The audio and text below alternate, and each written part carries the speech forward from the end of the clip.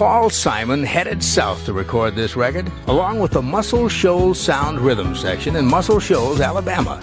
He debuts at number 28 with a tune titled Kodachrome. Paul Simon. American Top 40! This is Casey in Hollywood, and it's time now for the current smash by an artist who recently confessed he doesn't like his looks, doesn't like his voice, and doesn't think he looks much like your average rock superstar. But he's managed to sell more than 25 million single records anyway. He's a singer-songwriter who started out as one half of a duo back in the 60s. And along with his former partner, he piled up more than a dozen top 40 hits. When the duo split up back in 1970, he continued to write and sing hits on his own, including 4 that made it to the top 10. But in a recent interview in New Times magazine, here's the way reluctant superstar Paul Simon described himself. He said, "My voice is not my favorite voice, and I even feel that way about my looks. I don't look like what everybody looks like in popular music. Almost the opposite.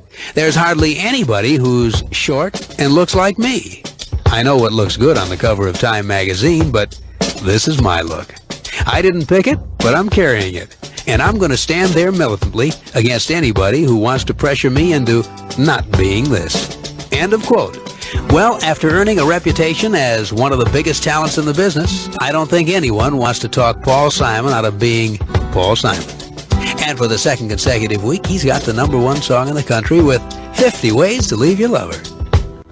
American Top 40. Now it's time for our AT40 Extra by the man who seems to be suffering from an identity crisis.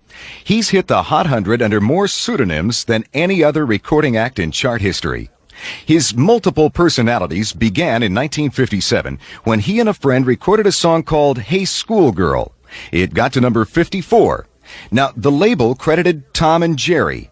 Jerry was actually our mystery man, and Tom was an alias that he had convinced his friend to use.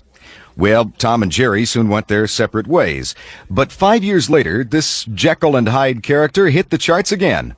In 1962, he squeaked onto the chart at number 99 with a song called Motorcycle, this time disguised as a whole phony group, Tico and the Triumphs.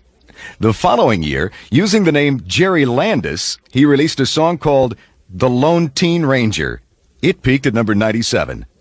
Well, 3 years later, this singer with the secret identity reunited with his boyhood friend who had recorded with him as Tom and Jerry. They landed a new recording contract, released their first single, and on January 1st, 1966, it was the number 1 song in the nation. The record was Sounds of Silence. The artists, of course, were Simon and Garfunkel. Probably the most unusual names yet, but the real ones. And the guy who was so shy about giving himself label credit was Paul Simon.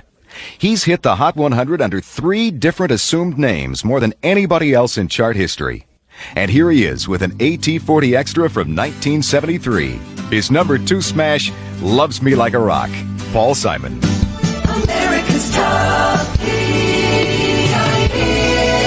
19 years ago this week, back in 1980, one of the top hits in the USA was by Paul Simon, a superstar who's been raising money for homeless children for years, an effort he's been joined in by some of the biggest rap names around. It was back in 1987 that Paul Simon began to wonder where homeless children went when they became ill. As Paul looked into the situation, he met a doctor who was concerned about the same thing. Together, they formed the Children's Health Fund, and in the years since, that fund has set up clinics nationwide that have helped more than 50,000 homeless children. To raise money for this effort, Paul was joined by Jive Records, a rap label that put out an album to benefit the Children's Health Fund featuring rap stars like KRS-One and A Tribe Called Quest. An album called Jive's Unreleased Masters for the Children's Health Fund. 19 years ago this week, Paul Simon had one of the top hits in the USA. Here's Late in the Evening. The hits